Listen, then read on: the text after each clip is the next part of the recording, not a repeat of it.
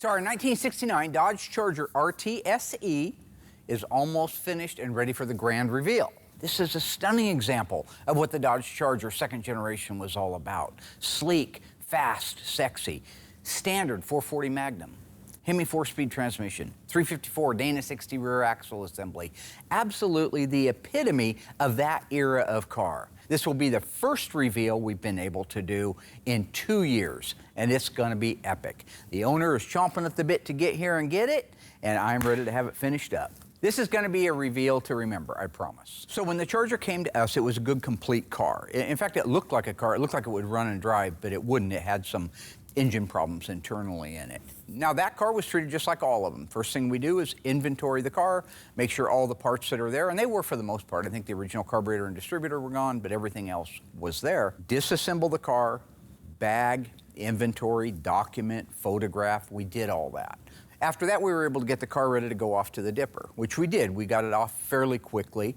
When it came back, there was a lot more damage underneath that paint and underneath that filler than I expected. Now, it wasn't terrible. It wasn't the worst car by any means. It did end up needing a lot more attention in the metal shop than I believed it was going to when I first looked at the car. Okay, so just a quick inventory of what we had to do on the body. The rear body panel, tail light panel had to be replaced. The rear valance corners. The trunk floor needed replaced along with both extensions, or drop-offs they call them.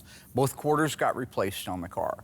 That was the extent of the metal replacement. I do think we ended up doing the main floor in it too. The doors and the fender and the hood and the deck lid, they were actually in pretty good shape, so we were able to just straighten those. They didn't need to be replaced, so those are the original panels that came off of that car. So replacing the metal, repairing the stuff that was on there, it went through the metal shop reasonably quickly. After all the metal is welded on, all they do is hang fenders and the doors, probably for the 10th time, hood, deck lid, square all that sheet metal up. When that's done and you can walk around the car and you got even gaps, at that point, we were able to kick it over to the mudroom so they could get it smoothed out and ready for Will.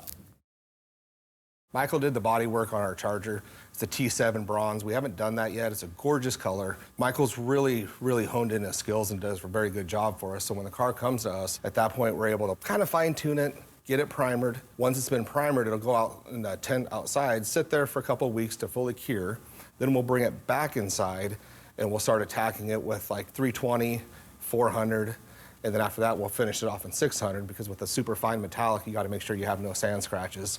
And the car blocked out great. So we'll finish it off at 600, then at that point, I'll send Brody or Noah outside to get it washed, get it all detailed out so it'll go in the booth, dry, then we can mask it up and paint it. The paint job on it came out beautiful, like always. Mark always tries to take the credit because he did the pre-paint on it. This is one that he kind of followed through the shop on weekends, which actually was really nice, but because his pre-paint was great, my paint was great, I guess. But at this point, I'll kick it off to Noah, do the cut and buff on it, get it washed, back in the booth, then we can undercoat it and get it over to Justin for assembly. When we got the drivetrain out, overall it was pretty decent and complete. We sent the transmission out to Brewers and had them go through it, and I took care of the engine, rear axle, and front and rear suspension. For the most part, it was a straightforward build-out. The only real problem was what we saw when we took the heads off. Mark and I talked about this at the time. Not exactly sure what caused the rod to break, probably over-revving like the owner said, but it was definitely broken. We were able to save the cylinder and the crankshaft. The owner actually wanted the heavy-duty 6-pack rods installed, which was fine since we needed a rod anyway. Once it was back from the machine shop, I was able to put it all back together. Being it was a 69 440 Magnum, I've done quite a few of them since I've been here. I know the parts it needs very well. Installing the correct detail items is what makes these things come to life. Replica hoses and belts, correct date-coded parts like spark plug wires and coil. Mark found a correct date-coded carburetor from Tony. We sent it out to Scott Smith for rebuild. Overall, everything from air cleaner to oil pan came out great. You know, one of the other cars that we're working on, ironically, is also a Charger, a 69 Charger, also an RT SE. I just wanted to take a minute while they're wrapping up the car and show you how and what makes this car even more unique than the one we're finishing and delivering. A few seasons ago, we introduced it, 1969 Dodge Charger RT SE 440 automatic power sunroof car. Power sunroof, power window, 6-way seat, air conditioning. This car is the most loaded Charger we've done to date. It's undoubtedly one of only one ever made. I wanted to take a minute and show you what it is that makes the sunroof conversion so unique and how we have to follow every one of those steps if we want it to look the way it did when it left the sunroof manufacturer, which was American Sunroof Company. This is a regular Charger roof interstructure, except that they punched a hole in the roof, put all of the interstructure pieces, the canister, the mechanism, made it a power sunroof car. So the sunroof mechanism on these cars is pretty unique. It's different than today's sunroof cars. Everything was driven with cables. It used a Bosch motor of all things in it. Another thing is this same sunroof basic module you would see in a Porsche, in a Mercury Cougar, anything that got an aftermarket sunroof in it, or supposed to be a factory sunroof. We did cover some of this years ago. This is the only other sunroof car we've ever done was our 1970 Dodge Challenger RTSE. That was a beautiful car. It was plum crazy, houndstooth interior. It was a 440 Magnum car, V21, hood blackout, had a luggage rack on the back and a power sunroof. Back when I was working on the Sunroof Challenger, first thing I did was I found an original technical service bulletin. A lot of the pieces are discontinued. So like the cables, I ended up getting new cables from a guy in Australia that made them. I don't remember who it is. Probably have to find out who it is again because we'll probably need it for our other one. The entire thing is very unique, and it was a big learning curve to be able to get it to work. What we want to do is keep as much original integrity of the car as possible, but if you look, you see we've got a rotted out skin. Even where it's not rotted out, it's real thin. It's going to. That's the way it is all the way around. Rot, rot, rot, rot. We need a skin. Now this car is a vinyl top car, and the vinyl top cars, they would hold moisture in them. And if they weren't treated properly, if they sat out a lot, which this one was a Texas car, sat out in the weather for years and years, decades and decades, they can rot. Every inch of the roof skin showed signs of erosion. Some of them you could actually see holes right through it. Other ones you could tap on it and you could feel the metal flexing. So it has to have the skin replaced. Back when I was working on the Sunroof Challenger, I found a Dodge Charger sunroof top. They cut the top right off of the car, had the whole thing with all the pieces in it. I didn't care about the section. I didn't need that. I needed all the guts for our sunroof car because half of those things were missing, the other half were destroyed. So I bought it pretty much for parts, but I've held on to that roof section for many, many years. It's been maybe almost a decade. So my plan now is the module, the big capsule inside there, that's all good. The roof skin on that donor piece is good. I need to dissect everything off in a reverse pattern to the way the Sunroof Company installed it and put it on as one unit so that if somebody was looking up in there later, years later, they'd say, wow, this looks like an American Sunroof installation. That's our goal. So as I said, this is our donor section. This is just an amazing piece that I was able to find it when I did and be able to hold on to it for as long as I have. Because this is a very unique opening. This is, again, all just Dodge Charger. This is the module. This is the trough for it. Motor goes here. Cables run down through here. Because the module is welded to the skin, we're going to leave them together. Otherwise, we would destroy the skin. We want to leave that piece in. So we don't take all of these spot welds out.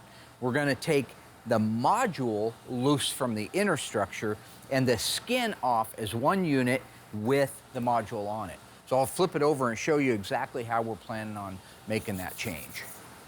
I think this is fascinating. I don't work in the metal shop, so when I see a car like this with a rotted out roof, I know that 40 years ago I would have passed on it and called it a rust bucket. What these guys do is amazing, to say the least. The unit that you see here, that's the module that they modified and grafted into an original roof. Here's the good stuff. One, this unit is welded to the skin. That's why our process is going to be to remove the skin from this one with this still attached and install it in that sunroof car over there. Now look at the braces. Here's a brace that holds the center section. They've got self-tapping screws, and they've just kind of bent it, just hammered it around here. That's fine. That's fine. They can do whatever they want to. They're butchers. They can do that stuff. Back here, same thing, except for some reason they decided they couldn't make it out of one, so they made it out of two, which is really weird because one piece would have looked so much better. Up here, gets better. It's welded to the unit here, the brace. Over here, it's screwed into position, but you can just tell this is an afterthought. There's no way this was engineered. It was an afterthought. Now, one thing to say about this, I did a little bit of research, and Tony kind of pointed something out to me too. That module that has the combination of a welded-on bracket or maybe an extension bracket and then a bolt-on, screw-on bracket, that's all because the module is designed to go in all the different cars. They didn't want to build a module just for a Challenger, another one for a Cougar, another one for a Charger. So they put the tabs on it. That bracket that would go over and reinforce it to the roof, those were unique to whatever model of car you were working on. When they needed to move metal out of the way at American Sunroof Company, they didn't dissect it out nicely and grind it and cut it and shape it. They bashed it with a 3-pound handheld sledgehammer. This whole area that you see right here normally looked like this, but they needed room for this motor, so they just caved it all the way up to the beginning of the header. This is a drain tube for the front. When this is turned over, this trough would fill with water. They want that water to go somewhere, certainly not inside the car, God's sake. They want to exit the vehicle. So they needed to make a hole in the A-pillar. This is the A-pillar. They punched a hole with a chisel. Nice big hole right there. Ran the tube, clear surgical tubing, I might add, down through here, and then in the door pillar, which I'll show you in a minute, they exited by punching a hole in the A-pillar reinforcement. That's butchery. All this is very true. If you go look at the actual hinge pillar itself, between the two hinges, you'll see where they've punched a hole in it, and that's where that drain tube goes out. Same thing at the rear wheelhouses. Go back there and take a look. Right in the wheelhouse, they came down that blind pillar, the C-pillar, and needed to make a penetration in the wheelhouse. They just took a chisel and bashed a hole in it. So we're not going to clean it up, because if somebody came back later and says, why has this got really nice hole saw bit holes in it instead of being chiseled out, they'd say, well, maybe it wasn't, even though we've got all the documentation to prove it. Our process is going to have to be the same. We can't reinvent the wheel, so we'll have to fasten these in the same fashion that they did at the factory once the skin is on there. We'll just do a much more sanitary job of welding, of making sure that everything is protected from rust. So what we're going to do is we're going to send this out and have it dipped. As soon as it comes back, we will have the roof skin dissected off of it and ready to install on that one. In the meantime, he can go ahead and dissect that one off of there. This car is pretty much my baby ever since it came over from paint. I'm the main assembly tech here, so bolting them together is my job. And it's also the best job in the shop. I install the taillights, rear bumper, taillight trim, backup lamps, door handles and lock cylinders, outside mirrors, interior trim panels, carpet, seats and console, dash assemblies, all the glass and the mechanisms, exterior trim and all the ornamentation, header panel and headlamp assemblies, front bumper, front valance and park lamps. Overall, everything that goes on this car after the drivetrain is installed is up to me. Like with most builds, the most fun thing to put on these cars are the decals, if they get it. In this case, the car was coated for a bumblebee stripe, which Mark and I installed that. Once that was done, we had to wait for the ECS exhaust system to show up, and that's where we're at now. When installing the exhaust systems, the first thing I install are the head pipes, and I leave those loose. After that, I install the mufflers and the hangers. So basically, I move my way from the front of the car to the back, and I leave everything loose until I have the full alignment. After I have the mufflers and hangers on, I can install the over-axle pipes. And it's really important to get the correct alignment for the tips. Another reason to leave them loose is the tips clamp to the tailpipe, and they have to align perfectly with the rear valance. For example, if the over-axle pipe or the tailpipe are not in their precise location, then you can't get the right alignment on the tips. The other thing you have to be careful of is dinging the pipe or scratching the car somewhere. Everything is metal, so if you get crazy slinging that pipe around, you'll create a lot more work for somebody else. If you just take your time and think everything out, it's just a one-person job. When the entire system is installed, they start tightening it from the very front and working their way to the back. That's the way it's done. The last thing to tighten down, of course, is the tips. This car is coded for that. That's N42. All of your 440 Magnums are going to get an N41 dual exhaust, but they don't all get the N42 bright tips. That's an option. You pay extra for that. If it was a California car and a Mission car, it wouldn't have tips on it. They'd be turn downs. This particular car is an N42, so it's going to look really sweet back there with that chrome rear bumper, the little bezels on the backup lights, just enough chrome for it all to tie together. There's nothing finer than the bottom of a car done right. I just love the final look. As I mentioned on the Sunroof Challenger, it was just an empty shell. You look at it, it's just sitting there on a trailer with nothing else. We rounded up all of the front suspension, rear suspension, and restored it. Got a date-coded F440 HP2 and a correct transmission for it. The body and paint wasn't bad. It was a good shell. It was out of Arizona. You know, those are the cars that tend to survive that desert stuff. They don't see the rain, they don't see the sleet, and they don't see the salt on the roads. This car got put together and assembled by the original Graveyard Carz team. Houndstooth interior, it was a beautiful car, 6-way seat. Of course, it's a RT, so they're all Rally instrument clusters. AM 8-track, 3-speaker dash. As a matter of fact, the first time, this is funny, Philly Steak was on the show, was when we were doing that car. He came out and we had the car there and I was rattling something off and he corrected me because he needs to do that. You know there's a difference. Do you have the right speaker grills for it? Difference in what? Barracuda and Challenger. Makes him feel, you know, good to put me down. If that's what you want to be doing when Jesus comes back, Tony, put me down. I'm just kidding. Tony keeps me in check. In the old days, if you go back and watch some of those episodes, I was just rattling all kinds of stuff off. Just because you've been saying something for 30 years doesn't make it true. So he would stop me and correct me. I go, no, that's no way, no way. And I'd look it up and he was right. I bought a 71 Dodge Charger 500 with a factory hood on it. It was a bulge hood. But it wasn't put there from the factory. Okay. You know. Speaking of our plum crazy 1970 Sunroof Challenger, I was pleasantly surprised to watch one of the big auctions and that car showed up at it years later. Did you guys see that Barrett Jackson auction? So I'm sitting there watching Barrett Jackson, see one of the cars that we restored, beautiful car. It's coming down the block, and what do they have? And I'm sure Mark probably paid extra to have somebody do it, but it's a cardboard cutout. And they had this big, huge cardboard cutout of the ice tray hanging up through the sunroof opening. And it said, as restored on Graveyard Carz. That car did really well. It's absolutely ridiculous. It's all about him again. I think it's over $127,000. My client, when he bought that car, I believe he paid $2,500. And I think the restoration was maybe $30,000. I mean, we were pretty cheap back then. Sorry, folks, prices have gone up since then. And it sold for $127,000.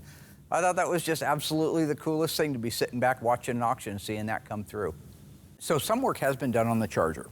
We're not huge fans of blowing a car completely apart so there's nothing left of it, unless that's just the end result and you have to take every single piece of metal off of it. In this case, we will end up replacing a lot of metal, but we do it segmented. So you'll see that the trunk floor is replaced. It goes in over the original frame rails. Now this is a good thing because it holds that integrity together at the back of the car for when you do cut things off like the roof or the quarter panels. We've replaced the main floor in it. That came out beautiful, by the way. Josh did a phenomenal job on it. So your basic foundation is in there, new, replaced, and solid to help hold that car together. I've worked in a couple different body shops and I've worked on all types of cars. Now that I just work on the one brand of car, it allows me the chance to really memorize everything and really master these vehicles. So like on the trunk floor and main floors, I know right where all the frame rails are and the frame extensions are. So it allows me to map out everything I need for the plug welds and spot welds.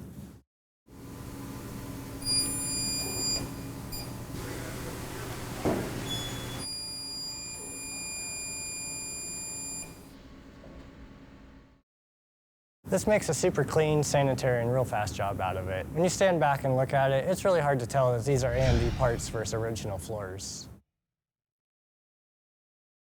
So the Sunroof Charger is now ready to have the skin removed from it, along with the original module.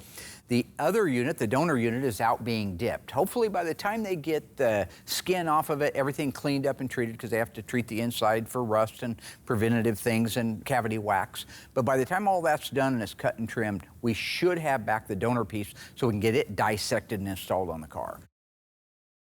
So far, this is my favorite car to work on because it's so rare. Sunroof really sets it apart from everything else. Mark pointed out how he wanted me to replace the roof skin assembly, which made good sense, so I went to town on it. First thing I do, I grab a paint pen, and I mark all the factory spot welds and MIG welds, so they're easy to see. Then I go back, and I grind and drill this as necessary until the panel's loose. So this is a slow process, takes a lot of forward thought. You gotta pay attention, take your time so you don't damage everything underneath what you're taking off.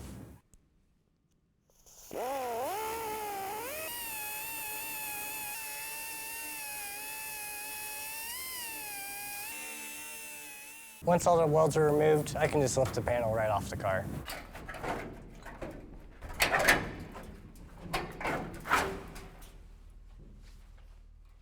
Once the panel's off, I like to clean up all the rust in the scale, and then I like to treat it with POR 15, which is a rust converting sealer.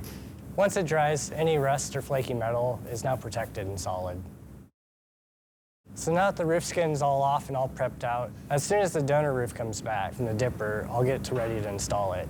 In the meantime, I'll cut off the used quarters, I'll get those all fit, and I'll put those in place. All right, with the exhaust system installed and sounding beautiful, this thing is ready for me to call the owner. I am so excited. Like I said, first reveal in 2 years. Guy's coming out from Minnesota. He's been really, really patient with me. But he's a nice guy. He's just out of patience. So I know he's going to be thrilled to find out his car is done. They're actually got the car right now down at the old mill where we lease the area to keep the cars dry now. And they're doing their final glamour shots of it. And a couple of them came through absolutely gorgeous. That car looks amazing, and it's going to be the best reveal we've had in many, many years. Just received a telephone call, went up, grabbed it, shouldn't have. It was a little tiny dancer.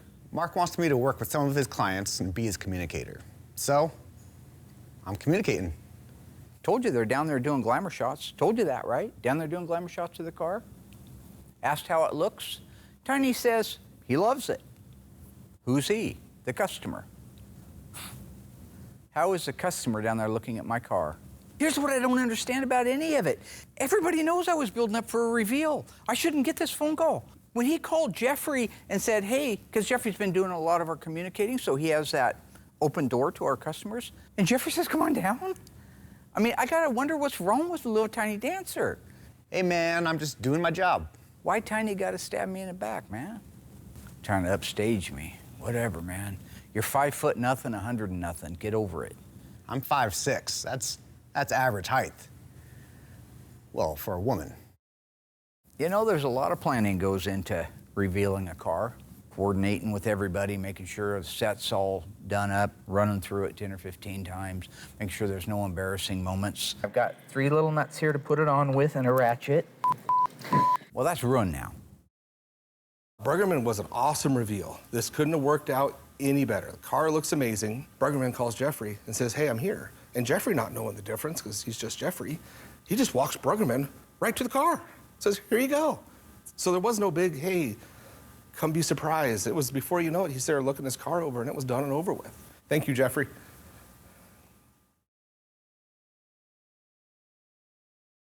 Oh, yeah. Open the hood. That's great. Look around. Yeah. Crawl up Mark's butt with a flashlight. This is great. Yeah. Go around. Check in the trunk. Open that door. Have a seat. Make yourself at home. Hope you're enjoying it, okay? I hope you guys are enjoying the most boring reveal in Graveyard Carz history. Beautiful car. Great job. Nice guy. Boring reveal. Ooh, it's selfie time. Look, everybody, I'm getting a picture of me next to my car. Who are you and where are you from? Patrick Bruggerman, Crookston, Minnesota. That's like 130 miles from the Canadian border, 35 miles from the North Dakota border. So we're way up there in the corner. After Pat took the big Cleveland steamer on my beautiful reveal I had planned, he wanted to bring the car back to the shop and go over it with me. And standing here alongside me is a couple good friends, Arlen and Hugh. My name is Larry. This is my brother Daryl. My other brother Daryl. Newhart Show. Say, oh, yeah, sir. Oh, sure, Dan. I found the car in an ad way out in Lawton, North Dakota was the place. It was back in 76 or 77. I decided that I wanted to drive out there. I wanted another 4-speed car because my kid brother wrecked my 69 Roadrunner. And so I found this car and I thought, okay, we're gonna go look at it. So we went up there and it was belonged to a school teacher. I cannot remember her name. But the car was purchased for her by her father when she graduated from teaching school. I bought it for $900 originally. And then the car was with us for many years until my wife and I started raising a family, built a new house, family took over. I had to sell the car. And I was never the same after that. It hurt so bad. So finally, I kept after the guy and I kept after the guy, and I wound up getting it back, and I swore it'll never leave again, and it won't. And now she's so beautiful. It's just unreal. I'm not mad, I'm just disappointed. I was planning a magic show. I had the car planning on levitating by using an in-ground lift underneath it, so it looked like it was floating up like something from Exorcist, right? But then spinning it around a little bit, like kind of like Ghostbusters, right? When your car's broke down and it's rusted apart, who are you gonna call? Call Ice Tray. I mean, this was a gala event, like the Oscars. Okay, all kidding aside, I don't want anybody getting mad at me for having some fun here. Pat is a wonderful guy. He's got a heart of gold, all right? Everything's in good spirits. He is very, very happy with his car. It came out absolutely gorgeous, and he's proud to tell people that Graveyard Cars did his car for him. Oh, I think it's absolutely gorgeous. I mean, it's just beautiful to shine on. It looks better than it probably ever has in its life. I'm going to be very proud of it. There's a lot of people back home are waiting for this car to come home. You know what? I just like to have fun with my clients, that's all. Keep the mood light. There's a lot of tension, a lot of money flying around, so that's all it is. And when it comes to the reveal, I'm disappointed because I did have something pretty cool planned, but it really wasn't about me. It's about the car, it's about the client. It's about memories that this car will be making for years to come. Phantom Cuda? We're gonna go on 1, 5, 4, 3. You ready? 2. Hey, everybody. What is it? Lunch is ready. That's lunch. That's lunch. Let's go. Sorry, guys. I don't miss no grub, man. We're going to do it after That's lunch. So we had a new drive shaft made for this. Okay. I like doing that. It's a replica of the original one, except that it's brand new steel. It's not pitted up. Originally, they were a natural metal finish. That's why they're so rusted and pitted. They had no treatment on them. You know, it was nice to be able to walk around the bottom side of the car with Pat and show him our labor of love. That was one thing that back in the days when I drove it, it would always pull one way or the other. Oh, drums were notorious You'd get in there, you would for it. adjust them a little bit, and you were always playing with it. Yep. So I think that was a very good move, just for drivability. And they really work a lot nicer. There is a more stoppability to them. So Right. I noticed when I was driving back, I thought, boy, the power disc brakes is a nice feel for the foot. It's a nice feel in the pedal, and it really does stop the car. So we were way behind on the car, like we are everybody's cars right now, and I appreciate everybody's indulgence and understanding. But oftentimes when that's the case, I'll go the extra mile. On his car, I did the same thing. A lot of little things that really, like converting it to power disc brakes when it was an original drum brake car, replacing something instead of trying to repair it, or living with some pitted up control arms. We found the best suspension pieces, the best axle housings, the best everything for this car. Oh, we modified your radio, our friends over at Instrument Specialties. Oh, okay. That is converted to AM, FM, and Bluetooth. Now it's way past my pay grade, probably be past your pay grade on figuring out how to do it, because it appears like a stock radio. Okay. But it's how many clicks you move it, make it go AM, or double click, it goes FM. Same log, same everything, just looks like an AM radio, but you have all the functionality. That is cool. It is cool. Those are my little contributions. So when you get the car home, and yeah, we're behind on it, and it took too long, you're so in love with the car, and you realize it probably was worth the wait. It was a very nice car. Very, very, very well put back together. Yep. Like he's driving a brand new version of what he originally had. No, we couldn't be happier. I think it's absolutely beautiful. These guys both agree. You know, it's been a little bit of a wait. Mark knows how impatient I can be, and when I tried to throttle myself as much as possible. Oh yeah, Pat throttled himself on a Saturday night at 11 o'clock when I got his text about how his wife had some kind of surgery, and if anything happened to her before that car got back, we were gonna have trouble. That's a threat, Your Honor. The beautiful part, I hardly slept at all. I wake up at 6 o'clock in the morning to a text. It's a picture of him out on a boat, fishing with, I presume, his wife. I thought she was in the hospital. You know, I lost a whole night's sleep because of you. Apparently moonshine's a hell of a drug.